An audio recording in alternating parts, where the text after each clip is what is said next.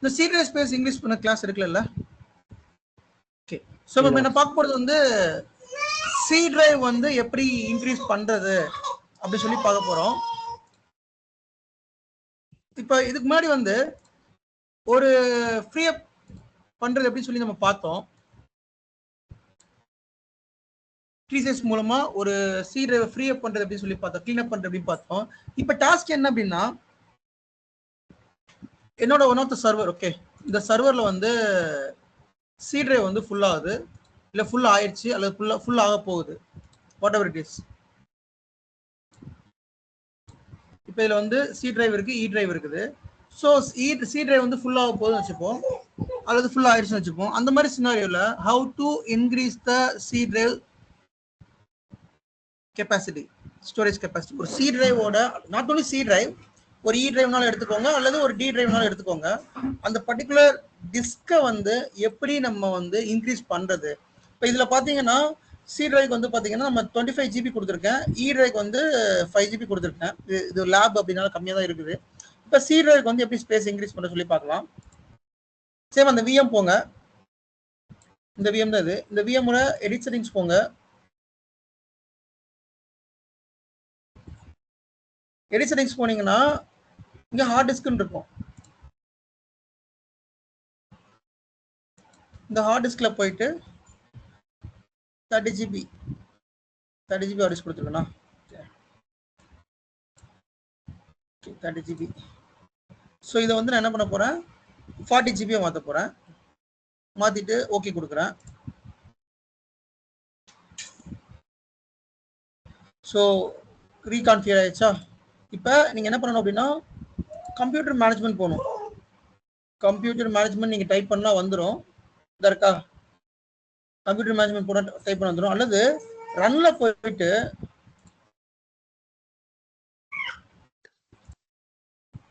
போயிட்டு காம்ப் மேனேஜ்மெண்ட் அப்படின்னு கொடுங்க. காம்ப் மேனேஜ்மெண்ட் .msc அப்படின்னு கொடுத்து ட்ரை பண்ணீங்கன்னா அதில் டிஸ்க் மேனேஜ்மெண்ட்னு ஒரு ஆப்ஷன் இருக்கும்.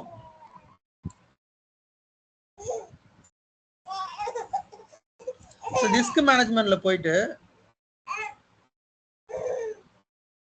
அந்த C drive ஸ்பேஸ் நம்ம இன்க்ரீஸ் பண்ணிக்கலாம்.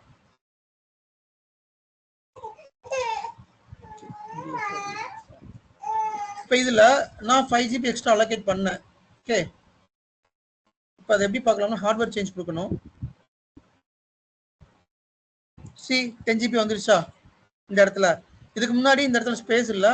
நீங்கள் இந்த ஹார்ட்வேர் சேஞ்ச் கொடுத்தீங்கன்னா அந்த அன்அலோகேட்டட் ஸ்பேஸ் வந்துடும். இப்போ நீங்கள் இதை ரைட் கிளிக் பண்ணி எக்ஸ்டெண்ட் பண்ணிக்கலாம். இப்போ நான் என்ன, இது ஆல்ரெடி என்ன இருக்கு அப்படின்னா நான் C drive E drive பிரிச்சிட்டேன். நான் let me delete this one.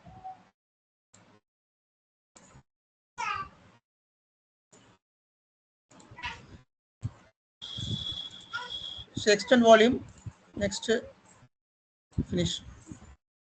இப்போ assume that இப்போ C drive இருக்குது. இந்த C drive வந்து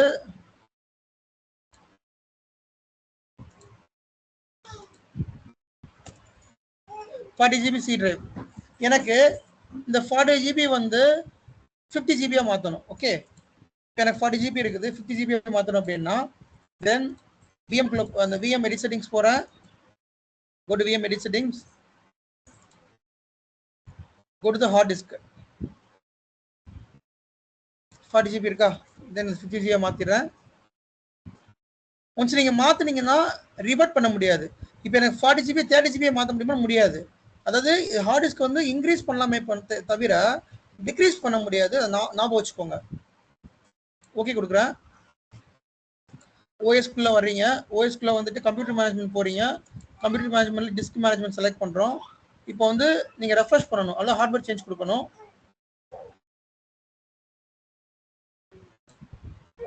இப்போ ரெஃப்ரெஷ் கொடுக்கணும். சரி, அந்த 10 GB வந்துருச்சா. இப்போ அந்த C drive ரைட் கிளிக் பண்ணீங்கன்னா எக்ஸ்டெண்ட் வால்யூம் இருக்கும். எக்ஸ்டெண்ட் வால்யூம் கொடுங்க. தென் நெக்ஸ்ட் கேட்கும், நெக்ஸ்ட் கொடுங்க. எவ்வளோ ஸ்பேஸ், அந்த 10 GB பண்ணுறீங்களா இல்லை ஏதாவது கம்மியாக அந்த 10 GB -லேருந்து 5 GB மட்டும் பண்ணுறீங்களா கேட்கும். இல்லை நான் 10 GB மொத்தமாக பண்ணிக்கிறேன், எக்ஸ்டெண்ட் பண்ணிக்கிறேன். Okay, then next finish. இப்போ பாருங்க 40 GB இந்த ஹார்ட் டிஸ்க் வந்து இப்போ 50 GB மாறிடுச்சு. ஸோ இந்த மாதிரி எவ்வளோ ஜிபினாலும் நீங்கள் வந்து ஹார்ட் டிஸ்க் வந்து இன்க்ரீஸ் பண்ணிக்கலாம் உங்களோட டேட்டா ஸ்டோரேஜ் ஸ்பேஸ் இருந்தால். ஸோ இதுக்கான ப்ரீ ரெக்வசைட்ஸ் என்ன? ஒரு ஹார்ட் டிஸ்கை நீங்கள் எக்ஸ்பேண்ட் பண்ணுறீங்க இல்லை எக்ஸ்டெண்ட் பண்ணுறீங்க அப்படின்னா அதுக்கு ப்ரீ ரெக்வசைட் என்ன அப்படின்னா, ஃபர்ஸ்ட் அந்த விஎம் எந்த டேட்டா ஸ்டோர்ல இருக்கோ அந்த டேட்டா ஸ்டோர்ல ஃப்ரீ ஸ்பேஸ் இருக்கணும், இருந்தால் மட்டும்தான் உங்களால் இது பண்ண முடியும். உதாரணத்துக்கு இது வந்து லேப் விஎம், அதனால ரொம்ப பெருசாக பண்ணலாம். இதை வந்து ப்ரொடக்ஷனில் 5 TB 4 TB எல்லாம் இன்க்ரீஸ் பண்ண சொல்லி வரும். இப்போ எனக்கு ஒரு இ டிரைவ் வேணும், அந்த இ டிரைவ்ல வந்து ஒரு 5 TB எனக்கு இன்க்ரீஸ் பண்ணி கொடுங்க அல்லது 4 TB இன்க்ரீஸ் பண்ணி கொடுங்கன்னு சொன்னா உடனே இன்க்ரீஸ் பண்ணக்கூடாது. First we will have to check the data source free space. Check பண்ணிட்டு அதுக்கப்புறம் தான் நம்ம வந்து அதுல ஸ்பேஸ் இருந்தா பண்ணணும், ஸ்பேஸ் இல்லாட்டி பண்ணக்கூடாது. மெயில் பண்ணிடணும் ஸ்பேஸ் இல்லாட்டி இந்த மாதிரி டேட்டா ஸ்டோர்ல வந்து ஃப்ரீ ஸ்பேஸ் இல்லை, so we will increase the data store capacity first, then we will try to extend the hard disk சொல்லிட்டு தான் பண்ணணும். அதர்வைஸ் நீங்க கெப்பாசிட்டி செக் பண்ணாம பண்ணக்கூடாது. And also if you are going to increase the capacity always make sure that threshold limit எவ்வளோ threshold limit இருக்கணுமோ அதை இருக்கணும். 80%, 80%, 70%, அந்த 20% த்ரெஷ்ஹோல்ட் லிமிட்டை வச்சுட்டு நீங்க இன்க்ரீஸ் பண்ணுங்க. அப்படி ஸ்பேஸ் இல்லாட்டி ஸ்னாப்ஷாட் டெலிட் பண்ணுங்க, பவர் ஆஃப் விஎம் டெலிட் பண்ணுங்க, அல்லது ஸ்டோரேஜ் கெப்பாசிட்டியை இன்க்ரீஸ் பண்ணிட்டு அப்புறம் ஹார்ட் ஸ்பேஸை இன்க்ரீஸ் பண்ணுங்க. சும்மா எடுத்தவொடனே விஎம்ஆரை பொறுத்த வரைக்கும் நீங்க எதுனாலும் ஈஸியா பண்ணிடலாம், அது பிரச்சனை கிடையாது. பட் பண்றதுக்கு முன்னாடி அதோட கான்சிக்வன்ஸ் என்னன்னு சொல்லி பார்க்கணும். இது பண்ணா என்ன இம்பாக்ட் ஆகும், இப்படி பண்ண என்ன பார்த்துட்டு பண்ணீங்கன்னா எந்த ஒரு பிரச்சனையும் விஎம்ஆர்ல கிடையாது. நீங்க கான்சிக்வன்ஸ் பார்க்காம நீங்க பண்ணிட்டீங்கன்னா கண்டிப்பா பிரச்சனைல வந்து நிற்கும். அதனாலதான் என்னோட கிளாஸஸ்ல ஃபுல்லாவே ப்ரீ ரெக்வசைட்ஸ்ல வந்து ரொம்ப கான்சன்ட்ரேட் பண்ணுவேன். ஓகேங்களா? ஸோ அதனால ப்ரீ ரெக்வசைட் பார்த்துட்டு நீங்க வந்து எவ்வளவு கெப்பாசிட்டியோ அதை இன்க்ரீஸ் பண்ணிக்கலாம், சர்வர்ல இன்க்ரீஸ் பண்ணிக்கலாம். ஃபைன். ஓகே, இதுல டவுட்ஸ் இருக்கா? சர்வர்ல கெப்பாசிட்டி இது ஹார்ட் டிஸ்க் ஸ்பேஸ் இன்க்ரீஸ் பண்றது, ஏன்னா இது one of the main activity, one of the main day to day activity. ஒரு விஎம்ஆர் அட்மினிஸ்ட்ரேட்டரோட டே டு டே ஆக்டிவிட்டி வந்து ஹார்ட் டிஸ்க் கெப்பாசிட்டி இன்க்ரீஸ் பண்றது. சரிங்களா? அதனால இது டவுட் வந்தா கேட்டுக்கோங்க. ரொம்ப ரொம்ப ஈஸியான டாஸ்க் தான், ரொம்ப டிஃபிகல்ட்லாம் கிடையாது. எப்போ டிஃபிகல்ட்டி வரும்னா மல்டிபிள் ஹார்ட் டிஸ்க்கு தான் டிஃபிகல்ட்டி வரும். அதை நான் எப்படி செக் பண்ண சொல்லித்தரேன் நான். ஓகேங்களா? இப்போதைக்கு இதை மட்டும் நீங்க நான் வச்சுக்கோங்க. நெக்ஸ்ட் கிளாஸ்ல ஒரு மல்டிபிள் ஹார்ட் டிஸ்க்ல எப்படி நம்ம இன்க்ரீஸ் பண்ண சொல்லி பார்க்கலாம். So if you have doubts, sir doubts கேளுங்க or else close the session. Sir எனக்கு ஒரு டவுட் சார். இப்போ வந்து நீங்க சி டிரைவ் இன்க்ரீஸ் பண்ணும்போது இ டிரைவ் வந்து delete பண்ணிட்டீங்களா சார்? இப்போ டி டிரைவ்ல இ டிரைவ்ல வந்து நம்மளுக்கு டேட்டா இருந்தனா அதை delete பண்ண முடியாது.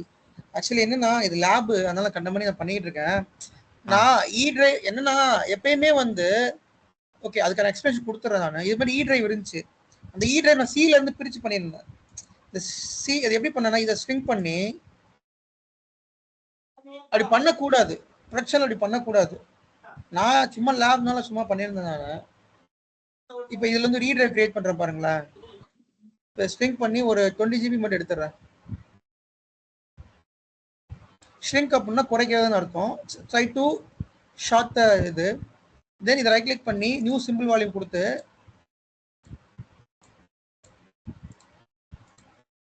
இப்போ இ டிரைவ் கிரியேட் ஆயிடும். பட் இப்படி பண்ணக்கூடாது. This is not best practice. பார்த்தீங்கன்னா இ டிரைவ் கிரியேட் ஆயிடும். நான் ஆல்ரெடி சும்மா பண்ணியிருந்தேன், அதனால டெலீட் பண்ணிட்டது. நீங்கள் எப்பயுமே ஒரு ப்ரொடக்ஷன்ல வந்து இந்த பிரைமரி பார்ட்டிஷன், இது வந்து பிரைமரி பார்ட்டிஷனு, இந்த பிரைமரியில இருந்து எப்பயுமே பார்ட்டிஷன் பிரிக்க கூடாது. So we will have to add extra hard disk. ஓகேங்களா? எக்ஸ்ட்ரா ஹார்ட் டிஸ்க் ஆட் பண்ணி தான் நீங்கள் வந்து பார்ட்டிஷன் பிரிக்கணும். இப்போ எனக்கு இ டிரைவ் வேணும்னா I will have to add another hard disk. Settings போகிறேன், then go to hard disk. இதில் நான் ஹார்ட் டிஸ்க் கொடுத்து பண்ணால் தான் பண்ண முடியும். இந்த ஹார்ட் டிஸ்க் வந்துட்டு ஒரு 20 GB கொடுக்குறேன்னு வச்சுக்கோமே.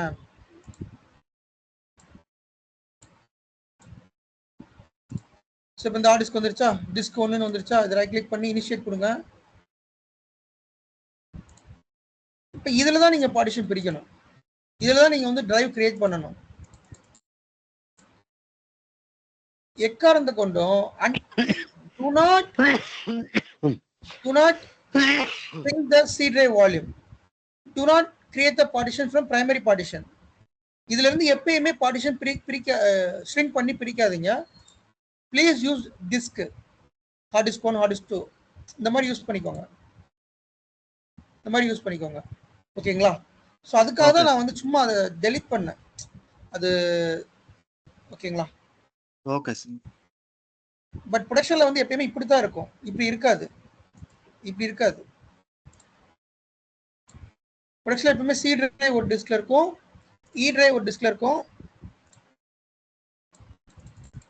Sir one more doubt sir. இப்போ VMware இப்போ எத்தனை ஹார்ட் டிஸ்க் நம்ம ஆட் பண்ணலாம் சார்? அதுல எத்தனை டிரைவ் யூஸ் பண்ணலாம் சார்? 128 டிரைவ்ஸ் நம்ம யூஸ் பண்ணிக்கலாம். 128 ஹார்ட் டிஸ்க் ஆட் பண்ணலாம் சார்? ஆட் பண்ணிக்கலாம். ஆமா. மொத்த ஸ்டோரேஜ் கெபாசிட்டி வந்து 64 TB. சார் 64 TB க்கு நீங்க வந்து ஆட் பண்ணிக்கலாம். 120 ஹார்ட் டிஸ்க் வந்து ஆட் பண்ணிக்கலாம். Okay sir. தேங்க்ஸ்.